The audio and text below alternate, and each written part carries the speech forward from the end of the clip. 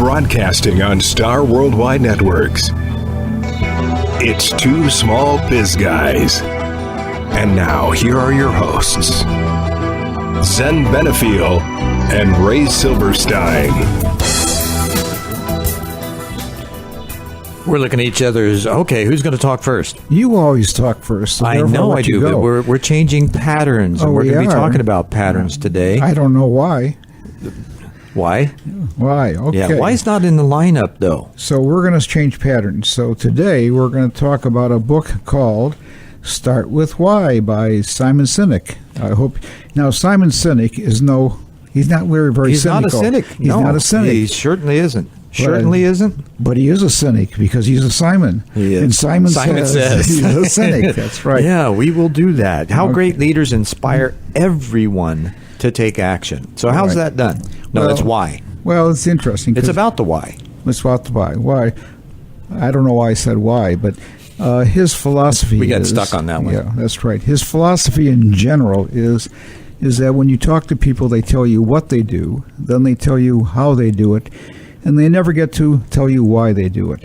So his premise is that you should reverse the order and talk about why you do things. Then so why do we do this? Well, let me finish. I beats the hell out of me. I think because you enjoy doing it. And then he says after that how you do it and then what you do. So the premise is, at least his premise, is that you want to match passions with the party. So if you have the same... We're going to have a passion party? I see you're getting excited. You're getting excited. We're going to have passion punch. That's when it gets out of control, when you have a passion punch. As long as it's passion fruit. Right. So he talks a lot about the aspect of creating what is really your passion and having that match with others. And therefore you form a following, a group, or whatever.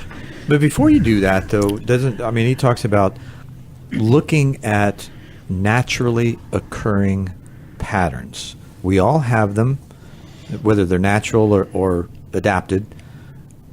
That's how he sees the beginning of the ways we think, the ways we act, the ways we communicate, and that leaders actually have the ability to inspire those around them through how they do those things and, of course, why they do them.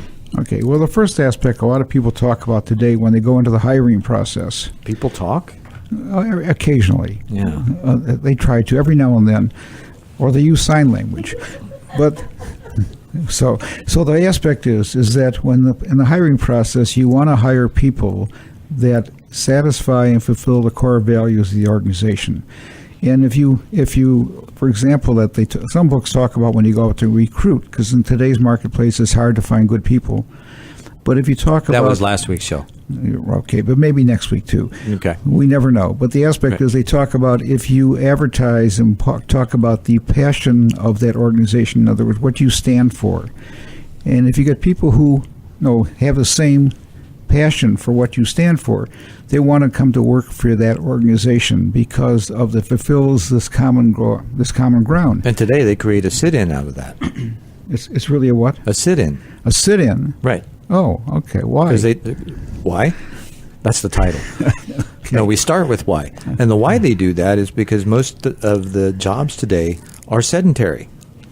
Right, all the tech jobs, all the telemarketing, sales jobs, and things like that are mostly sedentary. So people don't want to stand up, walk around, and think. That's gone. Well, this is one of the cool things about the new desks that they're creating. The work centers where you stand up, so you can exercise while you're working. But you just told me they're sitters. So I'm confused now. Are these sitters or standers? Oh, okay. Babysitter. Right. Okay, so if we go back to Mr. Sinek. So he talks about this reverse aspect. I'm not being cynical. Yeah, okay. He talks a lot about inspiration versus motivation, or manipulation, I should say. And the aspect is, it's interesting in business where you talk about people. They talk about manipulation and they talk about motivation. So one has a positive connotation and the other has a negative connotation. And many times, like when you run a sale, which he calls manipulation, people get very excited about this discount and they run in to buy it, so they're being manipulated the stores would say, no, we're really motivating the people to come in and take advantage of this Buy opportunity. now and save. That's right. We'll say that again. It's sounded very professional. Buy now and save. Oh, that's right. So the aspect he talks about, that has a short-term benefit rather than a long-term benefit to the organization. What's funny is it seems opposite to me, because the motivation that is generally present in the workforce is the do this or else. Well, So that's to me is more manipulation from the negative standpoint, where you're trying to get people to do things through negative comments and views, right? Because you need to change this so that you can stay here, because we're not going to tolerate it if you're going to be that way. Okay, but the question is fear a manipulation or is fear a motivation? People say that fear is a motivation, but it's a negative motivator rather than a positive motivator. Absolutely. So when you say, and as kids, when we grow up, which the same behaviors exist throughout our lifetimes, unless and until we become aware of them and change them, we're usually motivated by, don't do that. I wasn't motivated by that. No, if you go back, I particularly wasn't either. It was like, hey, just so be careful, now, don't hurt yourself. Be careful, don't hurt yourself. Right. Well, that's so. Why don't they just say, "Don't hurt yourself"? So the question comes back to that. My parents were talkers. Okay, so let's go back to his aspect. Right. So when he talks about the aspect of why, he's really talking about why you do something. Why you really feel this passion for it. What really makes you involved or thinks that you want to be involved. Mm-hmm. So in the sales process, he's talking about if you talk about your passion, why you do things, and that's the first thing you talk about. If people have this same aspect, they're more inclined to agree with you. In other words, they join you, rather than talking about the benefits. Normally, in the normal sales type of format, they talk about features and benefits. Right. And he really talks about the features and benefits should be last, and that the passion should be first. Why? Why? Because if you buy into my passion, you're more apt to listen, rather than what really motivates you when I talk about features and benefits. Is that really a motivator? Or when I talk about the similar passion? Now, the aspect is, if you don't have my passion on the same aspect, I don't have the loyalty. You don't have the loyalty, right. So therefore, in order to get you to buy the product, maybe you have to be manipulated. But his premise is that as you create more and more people who have the loyalty, they spread the word. It gets out into the community. And then you have much better community relations. Right. More community relations. Because? Why? Why? You're asking me why? Yeah. I'll ask here. I'm asking why. Well, now you're sounding Jewish. You always see, when you're Jewish, you always answer a question with a question. So, why are you asking me that question with why? Because I'm reflecting you. Oh, you're reflecting. Our engineer's head is going back and forth, back and forth. She's getting lost in this whole conversation. As long as her head doesn't spin around, we're fine. All right. That's the spin and spew thing. So he talks about spinning fusion. No, spin and spew. Spin and spew. Yeah, okay. The Exorcist, right? Yeah. We're not being existential. We're being existential. So he talks about the aspect of leadership. And he says, leadership is the ability to rally people not for a single event, but for years.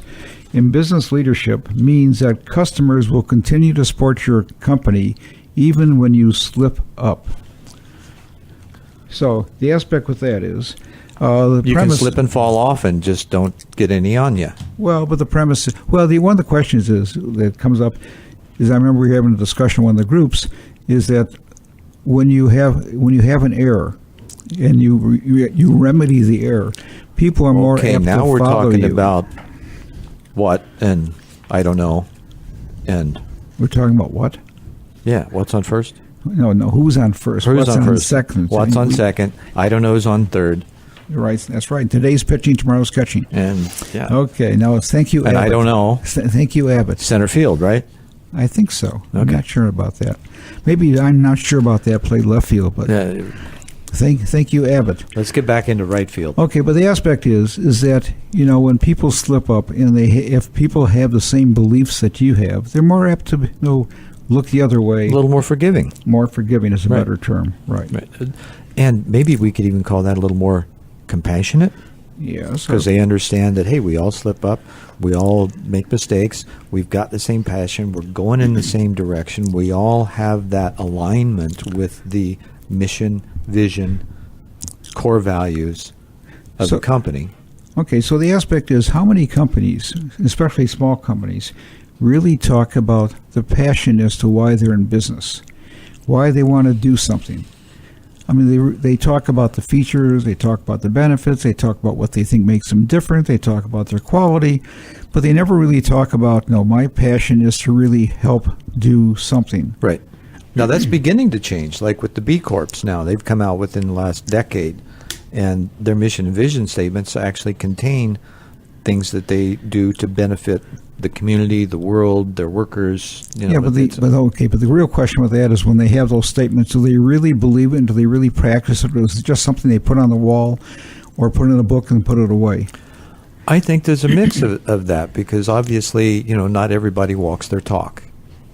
Hence, we've got that phrase, you're not walking your talk. Right? So those that do walk their talk, they demonstrate it, and they don't have to speak it as much, because all you got to do is watch what they do. Their words, their actions back up their words. If they're going to walk their talk, they better watch where they're going. Yeah, put it on a leash. As your father told you. Put it on a leash and clean up after it. Don't hurt yourself. Right. No, when you say put on a leash, then you say watch your step. Yeah, exactly. And clean up after yourself. Oh, okay. But the premise is it says there's a big difference between repeat business and loyalty. Repeat business is when people do business with multiple times. Business and loyalty, business and loyalty. Right, and loyalty is when people are willing to turn down a better product or a better price to continue doing business with you. Why? That's right. And the reason why is because they have the same belief system that you have. So well, why should anyone care? What was your question? Why? No, that's why. You are really, why should anyone care? What were you brushing your teeth with your finger just now? No, that was a quadruple B. Oh, okay. Now I know why you have calloused fingers. Yep. It gets rid of all that tartar. Oh, yeah. Yep, it does. Okay, so the aspect is, how do you really get people to be evangelists for your business? So the aspect is, really this aspect. You give them a sandwich sign. That's right. The aspect of why is making people become just evangelists. Don't feed them. Right. Don't feed them? Is that what you said? Yeah, you don't want them to eat the sign. Okay. All right. He's got me confused on that, but it's quite all right. Yeah, I'm confused most of the time. Now the truth comes out. Why did you say that? Because it was there to say. So when you said that, you're trying to have people be compassionate with you, join in with you, be part of your community. Yeah, I'm just some guy on the radio, some young guy. Right. Never mind, I'm not going to go So there. we talked about manipulation before. The belief is that manipulation really leads to transactions, but doesn't lead to loyalty. And long term, that's really what you want. You Right. want the loyalty, because that's going to build your business. That's going to create the word of mouth. That's going to behave or get people to behave in the fashion of your passion. Okay, but the aspect is that when you have that, when you go to market, not everybody has the same passion that you have. So therefore, your market is smaller for those people who really have that belief. I mean, how many products and services really function beyond a niche market? I mean, there's a number of large companies that try to meet everybody's needs. The Procter & Gamble and all those guys, and even Apple tries to figure out how to make everybody happy. Well, he cites Apple a lot on the premise that Apple's passion is to create these innovative products. I'm surprised they don't have a company named Orange. You're surprised they don't have an orange? Oh, it's interesting. I'll tell you one. They came out with banana, Chico banana. I mean, she was very famous. Sure, and you got Banana Boat. Banana boat, right? And you don't put bananas in your refrigerator either. I don't quite understand why, but you got to put them in your freezer if they start going bad, so you can make banana bread. Okay. Then you can feed each other with the sandwich signs. Boy, that's more information than I needed about bananas. We're all in the same boat here. No, they're all in the same stock is what it is. Okay, but the aspect is that he talks a lot about Apple, and he talks about Apple's aspect of innovation, and people follow Apple. So early adapters, and we'll talk more about that later, these people get very involved with Apple and becomes like the aspect they love the innovation, they love the packaging, they love whatever it is. Right. Their product, and it's why they do things. It's not the what. It's not a computer company. It's a company that challenges the status quo and offers individuals simpler alternatives. That's really very interesting. Did you just think of that? Why? I did. Why? Because it was kind of in front of me to think. Okay, that's very good. Speaking of what's in front of us, we've got a break coming up. Okay. Shall we take it? Damn right. All right. Hey, thanks for listening to Two Small Gizbys and the Bantering Duo. We'll be right back. Two Small Biz Guys with Zen and Ray. We'll be back after this. The digital world is vast. Is it working for you? Would you like some qualified help? Zen Benefiel is a wonder with social media who leads focused and organized workshops on multiple platforms like Facebook, Google+, and LinkedIn. He leads by example, not theory, and teaches you how to live large and lively on the web. From blogs to SEO, his web presence speaks for itself. Take advantage of his expertise. Visit BeTheDream.com and click on Web Wizardry. Hire him while you can. As a business owner, have you ever felt alone at the top? You don't have to be. Ray Silverstein has worked with many business owners for over 20 years facilitating peer advisory boards. He is the proverbial mentor and tormentor. A Pro President's Peer Advisory Board is a confidential monthly meeting of non-competitive owners that give support, feedback, and knowledge. They know the adage, all of us are smarter than one of us. He has walked in your shoes, having owned and sold 2 companies with sales in excess of $60 million and approximately 1,300 employees. In Young President's organization, he participated in peer advisory boards and felt it was a key to his success. His passion is to help small business owners succeed. He knows peer boards work when you are open, don't feel like you know it all, are willing to put issues on the table, and willing to take criticism. Be his guest at a Pro Advisory Board meeting to see if it works for you. There's no commitment to join, and you'll have a great experience. To sample a free Pro Business Owner Peer Board, email ray@propres.com. That's ray@propres.com. There's no commitment or charge.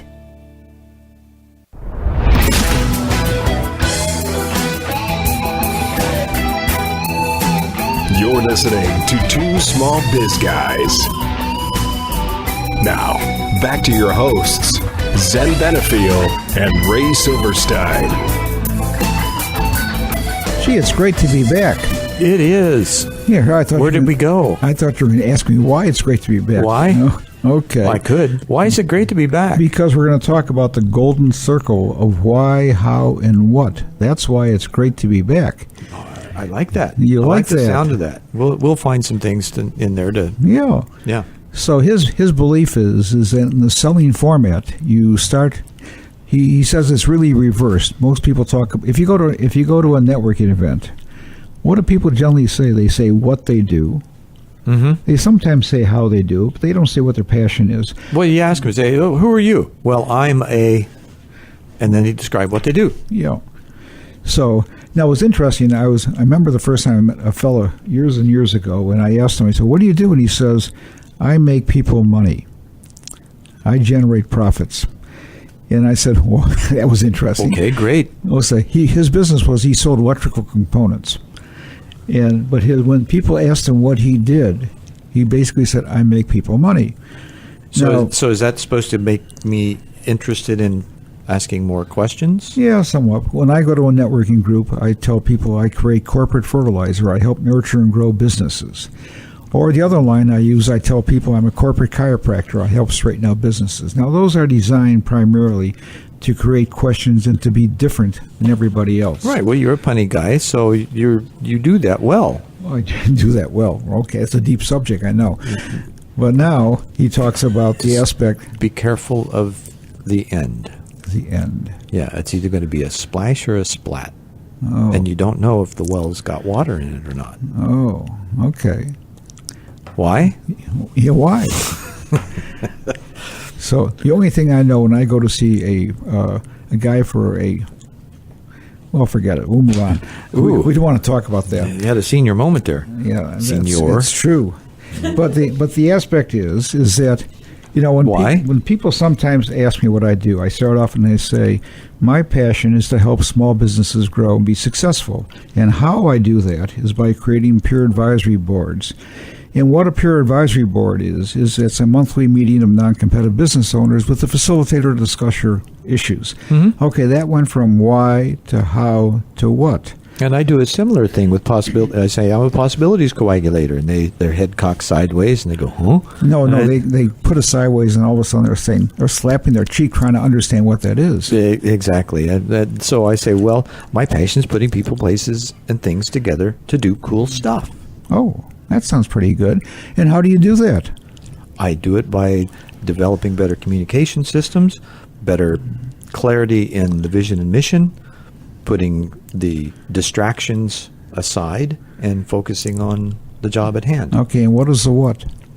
The what is it achieves greater productivity. Okay, so the outcome is they achieve greater productivity. So basically, and they're more focused. So why would you say they're more focusters? Okay, so why wouldn't you say that your passion is helping people create greater productivity? Right. And how I do that is by being a, what is that word? Possibilities coagulator. Possibilities coagulator. Don't ask me to spell that. Possibilities coagulator. Spelling is not very good for me anyway. Yeah. And, we all got the same blood, so people think about, coagulating blood, and which, depending on who you are and how you think about that, it could be attractive and it could be repelling. However, what I'd say is that, we've got all these ideas in the thoughtmosphere that need to be, or the ideas in the thoughtmosphere that are possibilities that need to be coagulated into form. See, right? Since you said that, Mr. Sinek says, very few people and companies Don't be so cynical now. Can clearly articulate why they do what they do, and why doesn't mean to make money. He says why means what your purpose, course, or belief is. So he's talking about the definition of your purpose, course, and belief, and really he's talking about what is a basic passion. Right. Why are you in business? People say, well, I'm in business to make a buck. When they talk about bigger companies, they talk about shareholders' return. It's interesting that bigger companies that have a belief system of doing something for community or doing something for the world generally make more profit than those who say we're interested in no shareholder return. Why? Why? Because people have a belief and they join that belief, and the employees that they have are generally better employees because there is a commonality of belief. Now, that certainly isn't cynical. Oh, you're being very punctual. That's being punctinacious or whatever it is. Pugnacious. Pugnacious. I put a C or K in there. Right. We're being pontificators. Oh, pontificators? Pontificators. Oh, that sounds very good. Yeah. So he talks about every inspired leader starts with why. And so it's very interesting. And the aspect is that, when you really want to do something, and you talked about the Apple circumstance, that people buy the product because of the innovation, and they don't say that we're a computer company or we're a phone company. It goes back to one of the aspects that they talked about. They could have put it as a fun company. Well, they talk, like, for example, the years and years ago, AT&T, their motto was that they didn't say we were a phone company. We basically provide service. Mm-hmm. We were a service company. Now, may not be the case today, but their belief is that we were a service company. So people who want to buy service or bought into that concept. Sure. So they're a service company along with Verizon and whatever else, the Sprint and all those guys, right? Well, it depends. I mean, I shouldn't say this. Sorry, I shouldn't say this on the radio, but we just bought some product from Lowe's. Oh, I thought you were going to talk about your Depends. No, so Lowe's, after my experience now, I changed their title to Slows because of the time to get stuff done. So we're not going to talk. We don't call them. So whatever they say their belief system is, they don't practice a belief system. And when you have a why, you have to practice your belief system. Mm-hmm. Now, one of the things that I find when you practice that there's an atmosphere that's created in the company. And usually that atmosphere has some excitement to it. It's, dare I say, fun to go to work. Yeah, can be, could be, or should be. Yeah, I think that, if you're fulfilling your passion, you're going to have fun. That's why they have fun. There's a lot of passion in work. Right. So if you're aligned with that passion, then it ought to be fun. If it's not fun, then either you're not identifying your passion correctly, or you're not creating the organizational foundation to fulfill that funness via your mission and vision. Okay. And your core competencies. Yeah. Well, I tell people, if you are a business owner or a key party in an organization and you don't have fun, you have a job. Right. And it's really work. So you have to have, I agree, you have to have fun and you have to have energy in an organization. So why don't we see that more often in companies as they grow and develop today? Well, because I think it's very hard for these companies to maintain the vision statement that you mentioned and to maintain the core values. One of the good examples that I think is Southwest Airlines. They still have a purpose of fun. They definitely got wacky attendance. I'll say that, and service, and so they've grown from a very small shoestring to a mammoth company, and they've been able to maintain this. I think it's a very hard aspect to do. But if you have a passion and you hire people who have that passion, it continues to grow. Is it really a hard thing? I realize that's what we talked about last week. But is it really a hard thing to develop that core value of creating a fun atmosphere to work in? Yeah, I think so. I think if the... Why? Why? Because I think if the management doesn't have the belief system and, or the balls. and hires people that have that belief system, I think it's very difficult to bring people together and to do that. So do you see... you're on the other end of the baby boomers than me, and there's been some transition there. See, in other words, I'm in the boom and you're in the baby. Is that it? Yeah. Okay. So in that time frame, though, there had been a shift from follow the leader no matter what, don't question anything, just do what you're told, to the predecessors of the Gen Xers, which is the tail end of the boomers, who are asking more, okay, why am I doing it? It's like a little kid, right, that's growing up, and your parents say, don't do that. And they say, why? And they say, don't ask why, just don't do it. And you still ask why, because you want to understand. Okay, but I think, but there's a lot of things that go into that. And I think basically... Name one. One? Oh. Yeah, I'm going to put you on the spot. Oh, people who have a relationship to the depression basically have a belief system. I need the job. I have to have the job, and it's a critical factor. So, and I'll do anything to keep the job. So, therefore, if you are children of depression parents who lived through the depression, you have a different outlook on things. Not that you're depressed. So, not that you're depressed, but your activities are usually pretty depressing because you're not having fun. Okay, so now that you had this major recession in 2006, to 2014, 15. You also have people who now might be hopefully. Okay. By the definition of recession, it's over. Oh my gosh! We just said something that caused the clouds to rumble. Yeah, they did. We heard something. Okay, but the aspect is funny. you have people now. I felt it more than I heard it. Okay, but you have people now who have a slightly different belief system because of the hardships that they went through in that time period. Sure. And the younger people don't have the compassion for that because they don't have the experience of it. Yes, that's true. That's true. So when you ask me why there is this theory X system is do it, and now you go to a theory Y or a different series of management as to having vision, having compassion, having core values, is because I think you moved away from this depression attitude. Sure. Then you're able to better articulate the whys of how we do things. That's right. And with that why, I think we're going to take a break. I think we are too. We'll be right back. Thanks for listening to Two Small Biz Guys. We hope you like the banter. Two Small Biz Guys with Zen and Ray. We'll be back after this. Hi, I'm Zen Benefiel with Be the Dream Transformational Life Coaching and Professional Services at BeTheDream.com. Our mission? To provide leading-edge transformational personal and business development services. Our services include life coaching, enterprise coaching, partnering facilitations, and possibilities coagulating. We've been in business since 1988. In times of massive change, you need someone who can help you adjust and transform.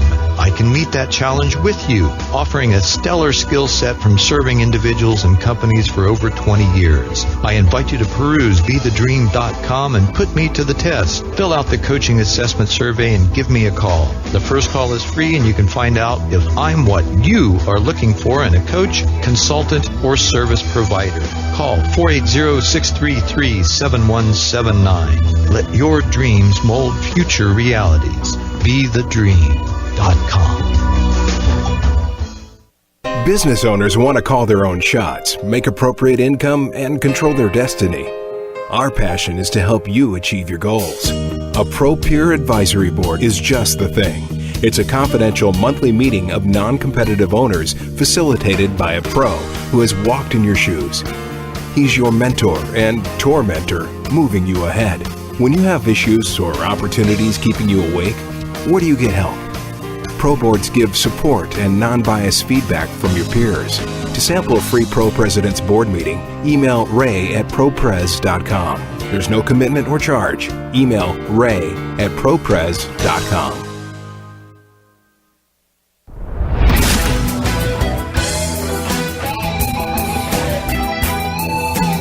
You're listening to Two Small Biz Guys. Now, back to your hosts, Zen Benefiel and Ray Silverstein. Just don't call him Jay or Johnson. Who? He answers to Ray. Oh, Why? boy, well, that was why I was. You got me thoroughly confused there. Well, but, I was losing. But now I understand why. Good.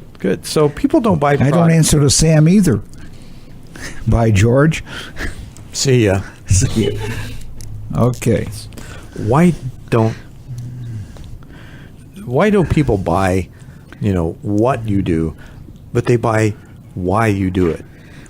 Well, I think people buy what you do if you're a plumber or something very straightforward. But when you're looking for if you're actually growing a market share. Well, but if you're looking for a person like a plumber says, I'm into the green. I want things to be more green. I want into ecology. Mm-hmm. If you have that passion, you're more apt to buy or use that plumber than you would somebody else. Right.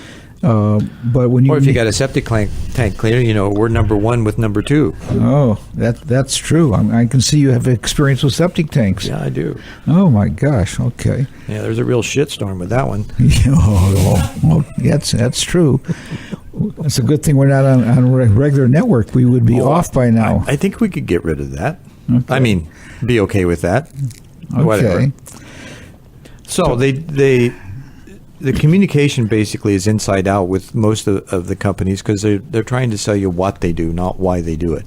But the majority of people who actually make intelligent buying decisions will often pay attention to your message as to why you do something. And a lot of advertising today is shifting to that. Yeah. And also they'll listen closer to the what's after they agree with the why. Sure. And therefore, they also make a decision. If your what's are not as good, they might buy from you anyway, just because they feel that the passion that you have matches theirs. Well, what companies do are the external factors, right? But why they do it is something deeper. And that's what touches the hearts of humanity, if you will, or the buying public. You said that very well. We get a star in your chart for that one. Yeah. Well, my chart is still up and coming, I think. Why is that? I haven't hit the chart. Oh, you haven't hit. Oh, okay. I thought you were a bestseller and all that good stuff. Almost. Well, Zendo or the Contrarian is kind of a, it's like, what? My big book. Oh, that was the name of your book, Zendo or the Contrarian? Yes, but the subtitle is what gets everybody. It's a seminal view of consciousness, cosmology, and the congruence of science and spirituality. That sounds like a very good subtitle. I mean, I kind of like that. It's a little deeper. Yeah, but I'm a really shallow guy, right? Yeah. Well, no, not when you're a subtitle like that. I think it's when you talk about shallow guy. Are you going back to septic tanks now? Yeah. Okay. All right. Now, speaking of septic tanks, we got a lot of stuff on our website. No. It's well, okay. I didn't say a lot of shit. I mean, but we have a lot of no doo-doo. Yeah, it's a lot of good doo-doo, right? Okay. So on our website, twosmallbizguys.com, you can actually get the crib notes from Ray's reading of Simon Sinek's book. And, I got to say, Ray, you've got really phenomenal crib notes. You really synopsize and put the salient points in order, and you write well. I write well. It's their writing. So, plagiarize. Let nothing evade your eyes. You remember, I don't know if you remember Tom Lear. Yes, I do. Oh, that was one of his songs. Plagiarize. Let nothing evade your eyes. And Ricky Tikki Tin. He did all of his family in. Those are some of the hit songs. It tells you how mature I am. Well, my loose associator is not getting anything with that one, so we'll just leave it alone for now. I may come back to that. Okay. So let's talk about how. We talked about why, and we talked about the passion on why. So hows are your values or principles that guide how to bring your cause to life. Mm-hmm. So when you talk about your principles... we bring good things to life. Yeah, no, that's light. Yeah, but the aspect is, how do you do it? Light, life, what's the difference? Yeah, so the aspect is when you say you bring good things to life, okay, that could be your passion that you do. But the question is, how do you do it? Mm-hmm. I mean, do you walk around on stilts? Is that what you do? Or do you... I've seen that done. Yeah, I've fallen off a few. You have? I have. Oh, my gosh. Did you hurt yourself? No, but it was just, I was caught, actually. You were caught? Oh. Yeah. On the stilt? Yeah. Well, off the stilt. Actually, I had fallen. Okay. And I couldn't get up. Oh, you didn't know how? Nope. So that's why we're going to talk about how. I was strapped on. You're strapped on. So that's why we're going to talk about how, because you don't know how. So back to how our values and principles guide how we bring our cause to life. Right. What do you think is the most important thing in that, what you've experienced? From my experience, how people do it? Yeah. Well, first of all, careful. I think they don't. I know. I'm being very careful. They don't really talk about their whys and the hows. You find more of that now. But the aspect is, you really have to say, your product. If you say that, for example, Apple, we talk about the innovation. Right. Their product itself talks about the how. And what they do is they bring the product out, which is a physical example of the how. When I talk about it, I talk about, wanting to help people, wanting to help small business, and I basically say how I do it is through a peer board. And then I have to say what a peer board is. Mm-hmm. But the aspect is... So what is a peer board? Because a lot of people may not understand what that is. Well, it's basically if you want to call it a think tank, it's a meeting of... Sure, I'll call it a think tank. Okay. I'm glad to hear that. Yeah. It's a meeting of non-competitive business owners that talk about issues that are really close. And what happens is that people meet month after month after month, so they get to know each other. And the issues become very, very intimate to the business. And so you get... And also the other aspect is that a camaraderie builds. So people have the same... It's like they're buying into the why as a camaraderie groups. Because as people are there, it's like even in your organization, when there's a common element, the camaraderie grows within the organization, and that's what makes it effective.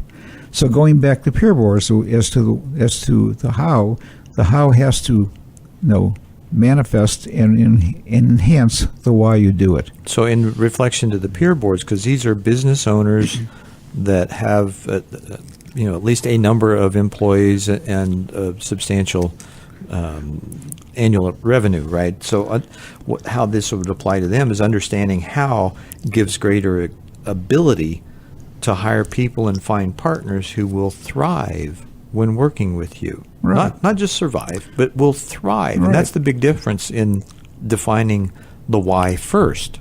Right. You have to define the why first, but also when you look for employees, you have to have employees who have a commonality to your core values and to what your why is, even if they don't have the skill set, because you can teach skills. You can't always teach the why. True. Now, he goes on to say that values, which is kind of what you're talking, and guiding principles, in order for them to be truly effective, they have to be verbs. It's not integrity. It's always doing the right thing. And it's not innovation. It's look at the problem from a different angle. Mm-hmm. So understanding those things, it has to do, like for me, I have a huge vocabulary and I use it and I wield it well, but sometimes I don't. And depending on paying attention to the audience, you have to use language that they're able to comprehend, right? So then as an educator, if I pull a word out of my hat that people don't understand and I see the blank look, then I have to go back and explain it in a more simple way. Well, so this is kind of the same thing, where you take it out of something where, there's a nebulous, what is integrity? Well, it's doing the right thing always. Right. So okay. Same kind of thing. You've got to be able to explain that from your why in a very passion-filled way, because as a leader, you don't really inspire people. You infect them with your own inspiration, or you affect them. I think that's a better word than infect. I think, unless you want to make them sick, I think it's a better word. Yes. Yeah, well, it's like manipulation, right? That's right. That's right. Manipulation is considered negative. But happiness is infectious. Yes. So you want to talk, okay, so you want to make them, why is that? Why is happiness infectious? I think that when you're happy, people feel it. When you're happy and it, clap your hands. Okay, so yeah, in that respect, you build that energy. It's a much different, and I don't care whether this isn't really a woo-woo thing. There's a lot of science behind this now. You carry a certain energy, a vibration with you always. I'm glad you wherever you go, there you are. I'm glad you said it's a woo instead of a wee-wee. I mean, that would really be dangerous. Why? Because you have to watch your step. That's why. Why? You went into that same thing. Okay. Why? So I agree that you want to have this aspect of common direction, common belief within an organization. Mm-hmm. But you also have to have different mindsets, not mindsets, but different levels of experience, different points of view on different issues, because everybody can't think identical. Well, one of the things about creating a core group or a core team is you have to really there's certain features that you need to include. There's skill sets that are complementary that not everyone could have, but they feed each other because they're able to take those different points of view in a discussion about problem solving or creating something new, or taking an idea from concept to market. Should I put that in very simple terms? In very simple terms, it means if both of us think alike, they don't need one of us. Exactly. So you want different points of view, but you want people to have this same for core an old belief. guy, you're pretty good. That's right. You want people to have the same core belief, but they want them to have different viewpoints, different experiences, different outlooks with the world in general. So telling people to have integrity, then kind of what we're talking about, doesn't guarantee that their decision will always keep customers or clients' best interest in mind. We do slip and fall every once in a while. But telling them to always do the right thing does. Right. So the question is, but this also goes back to the core values, because the question is, what is the right thing? And the right thing has to be something that fulfills why the company's in business. Is there ever a left thing? Yeah, there are left things. Or is that what happens if you don't do the right thing? It's what you got left. Well, no. If you don't do the right thing, you are left. So you're gone. Right. So there. Now that makes sense. Our engineer just whether gave it's us a common finger. or not, I don't know. So I'm just. So moving on. I missed that one totally. Oh, I just had our engineer just gave us a finger. So she did. Which meant we had 1 minute. We're reading between the lines again, huh? No, but there's only At that time, was a one line. It's a one-liner. Okay. That's like a good comedian who tells good one-liners. So with that, I think we ought to stop and tell people to go to the website. twosmallbizguys.com. That's the number two, the numeral. Numeral 2. There goes your vocabulary again. The numeral 2, smallbiz, guys.com. We've got a lot to offer there. Raised crib notes. We've got white papers for business development and a lot of good blog articles and old shows that you can listen to. And with that... No, they want to go right away. They do. Right away. Go visit it now while you're not listening to the commercial. Right. Okay. We'll be right back. Okay. Two Small Biz Guys with Zen and Ray. We'll be back after this. Business owners want to call their own shots, make appropriate income, and control their destiny. Our passion is to help you achieve your goals. A Pro-Peer Advisory Board is just the thing. It's a confidential monthly meeting of non-competitive owners facilitated by a pro who has walked in your shoes. He's your mentor and tormentor, moving you ahead. When you have issues or opportunities keeping you awake, where do you get help? Pro boards give support and non-biased feedback from your peers. To sample a free Pro President's board meeting, email ray@propres.com. There's no commitment or charge. Email ray@propres.com. Are you a small business owner looking for education and information and don't have time for school? Is there an area of your business you'd like to know more about but aren't sure where to go or who to ask? Practical Biz U is an online repository of small business courses now available to you on the web. There are single class options, bundles for specific areas, and monthly memberships for ongoing learning opportunities. Go to practicalbizu.com and sign up today.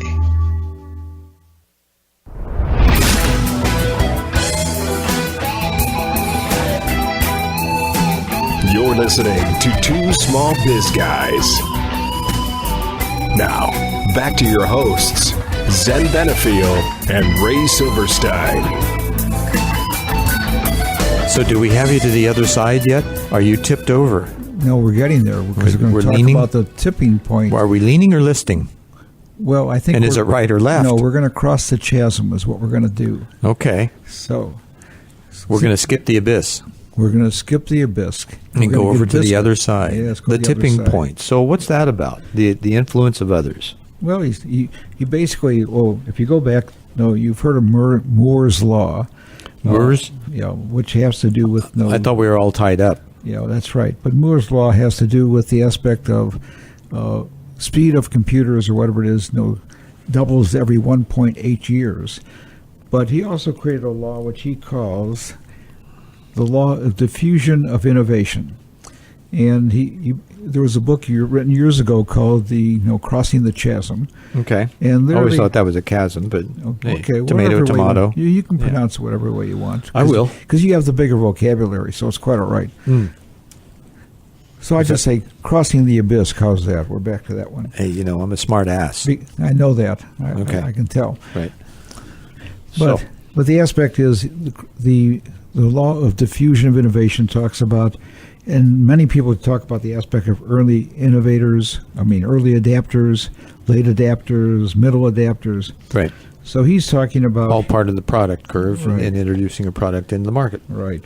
So it's usually used in the aspect of introducing a product where you satisfy the early adapters, and as they talk about it, they now spread some middle adapters, and it ultimately gets to people like me who are way down on the bottom of the curve. You're on the other side. Yeah, on the other side. It depends what. But we're going to bring you back. We're going to resurrect you. Resurrection. That sounds kind of dangerous, but...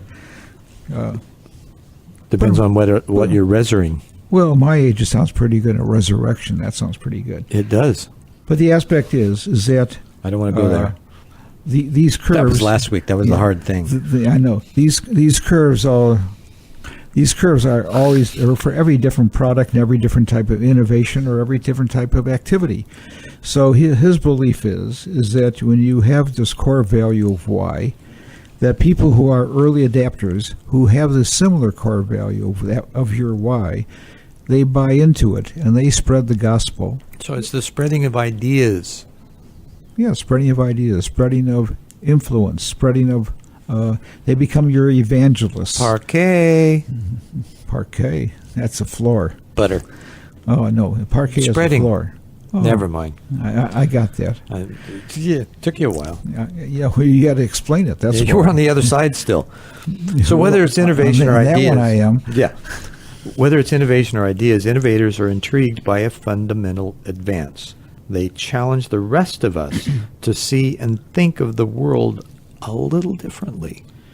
Okay, but I think the interesting aspect here is that he's talking about your market initially are those people who are the early adapters for your concept, for your belief.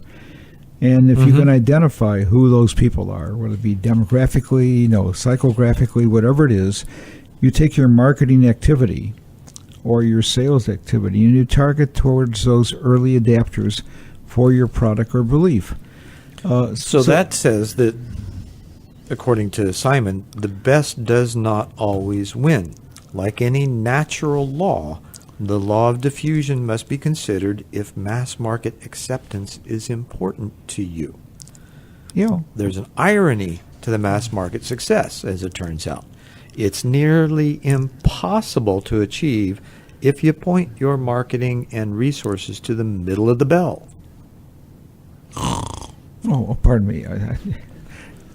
Do I need to ring it to wake you up? Yeah, ring the bell. Ring my bell. Okay. Well, okay. If you I'll tell attempt you, to if you want me to ring your bell, that means you need a clapper. Is that it? clap on, That's right. clap off. That's right. Okay, that sounds like a resurrection to me. Okay, but the aspect is that if you can identify who your people are that are early adapters. So, for example, going back to peer boards, if I run across a person who thinks that they know it all, that is not a person that I will even want to talk with, because they're not into the adaption or not into the belief system I am, because they think they know it all. They're locked in a box. They're locked in the box. And they cannot read the labels. And they don't know where the key is. Yeah. So if you have people who don't have that same similar belief, you really don't want to even waste your marketing monies towards them. So the aspect is, if you can identify your why and you can identify the people who are your why, then you want to market to those people because you're going to get your best results from that. So if you could identify who are your people who want to be coagulated, that would be the audience that you want to go to, and you want to take your marketing activity and time and dollars, whatever it is, and just go to those people. And I do. And they enjoy it. I get great results from people that, like you say, they're early adapters. They're forerunners in their own lives of creating things that challenge them, that spur them to grow, that cause them to want to change themselves in ways that are beneficial toward whatever career path they're on. And those early adapters become the evangelists of the activity because they talk to friends and family or whatever, and therefore the gospel is spread. Sure. One of the other terms that's used for what I do is life coaching. That makes it, and this has really been a huge so industry. Therefore, you don't work with mortuaries, I assume. Well, I do have a dead counsel, and I consult with them often. Okay, well, then it can't be life coaching. But you can, you raise the roof. You raise the roof. Right. Or the ceiling. Is that because you're upset or what? No, it's because the ceiling's clear up there. Oh, okay. Yeah, there's nothing in the way. All right. The physical body does have its limitations. And our neural pathways are limited in how we think. So what we need to do is step outside of those, outside the box, open our vistas, look beyond the horizon, and just consider what might be there. So again, the aspect is with your product or service, when you define your why, how can you define those people who have that same belief system or have that same interest so that you can go to them and market to them? What are the ways? Or items might be, what organizations have similar beliefs that you can go to? What are activities that people believe in? What charitable activities do they participate in? Well, it's like the whole idea that I see there is that, if you want to do something, you find somebody, hopefully, that's already been down the same and or similar path, and you go ask them what they found, what kind of insights, what kind of wisdom that you can glean from them. And most often, people love to share that kind of stuff. That we just don't ask. Well, okay, but asking is also small. But sometimes you get into marketing when people get into pay-per-click, right? And especially on Facebook, if you can define what are the psychographic aspects. So people, let's say I'm a believer of outdoor activity. That was the monkeys. I'm a believer. You're a monkey or a believer? Okay. I am a monkey. But I have a monkey mind. A monkey mind. What is a monkey mind? That's one that's always distracted by the insignificant. That's true. That's true. So, well, it's a term we use in learning how to balance and center yourself and be free of those distractions so that you can focus on what needs to be done. Ask the right questions, which is all important. That's the why. Oh. You learn how to ask the right questions, why you do something. And that why can go on ad infinitum sometimes until you get really clister queer. Okay, so easy for me to say. Okay, but you didn't succeed. I really am a gay guy. See, you didn't succeed because you didn't take me away from the discussion I was going to bring about by using possibly even Facebook pay-per-click to look for certain psychographics in people. Right. And if you can define what those psychographic activities are, that's your audience that you want to go to. And actually, Facebook is really one of the easiest now with how they've created their marketing system. You can target market very specifically and monitor your results. It's a great way to test market just about anything. Okay, but the aspect here is if you can define the why, you can possibly find people in that why who have that same belief system. So, as I said, you asked me why before, where you go. I did. Organizations is a common way. I would think that, using Facebook, or even it used to be that people used to go and buy subscription lists of magazines that went to the audience that you want to go to. Right. The magazine would do a direct mailing for you to their list by zip code, by state, whatever. So therefore, you're going to people who are promoting to the people who have a common interest for your activity. And there still are those out there. And, I find that in some cases in particular that email marketing is failing. And that the old school, granted, people throw away junk mail.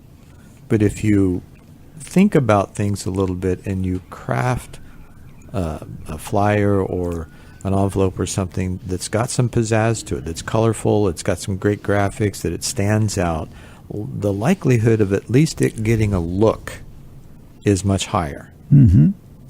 And oftentimes it's that one look, just that look. Well, right? again, we're talking about going back to target marketing, but if you make your offering different, in other words, if you send somebody a package, they're more apt to open that package than if you sent them an email, sent them a letter. But your cost of attraction is much higher.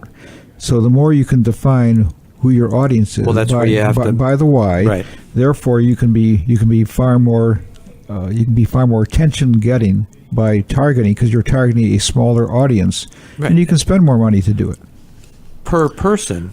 But at the same time, looking at the overall budget, it's not going to be that much different because you're targeting people more specifically rather than try to reach a broader marketplace. Right, and so it's really the results activity that you're really interested in. So I tell people a lot of times that a lot of marketing is what I call macro. In other words, large audience. Sure. But a lot of people, especially in small business, needs to do what I call micro marketing, and that is I want to target that 1 or 2 or 10 people, and I want to learn everything about them so that I can really go out and appeal to them or meet them in a circumstance where I know that I can do business with them. And once that's done, then you can replicate that as many times as you want because you know much better details from that effort. So now you're telling me that's why I do these things. Absolutely. And if you work smart, not hard, you'll consider doing those things for your own business. And so that's why I want, not only why, but that's how I do it. And what I get are results. And the results can be really, really good when you take the time to think about why you're doing it, invite people. You know, this is one of the things that Simon, I really liked, was his first follower video. Okay, you get that, once you get that first follower, then you're going to attract everybody else because somebody is now focusing on you, and that's like a momentum tunnel where you start building, you know, talking about energy earlier, you draw attention, you magnetize. And just like we do, you know, our show's been getting more and more visits and more clicks, and it's growing. We reached our 100,000 listen mark in less than a year, which is something that, you know, when we first started, we were happy with, you know, with 10,000 for our first year. Right? We were happy if somebody said, I heard the show. Yeah, exactly. It's like that one person, all right? So we want to thank our audience for helping us grow. Share us wherever you can. You know, share us if you like the show. Share us on Facebook, LinkedIn, Twitter, you know, Google Plus, wherever you are, and however you are. Just consider why you are. Why? And now, see, you're telling them how to do it. But I went backwards. But they want to know why to do it. And Yeah. with that, thank you all for listening. We appreciate it.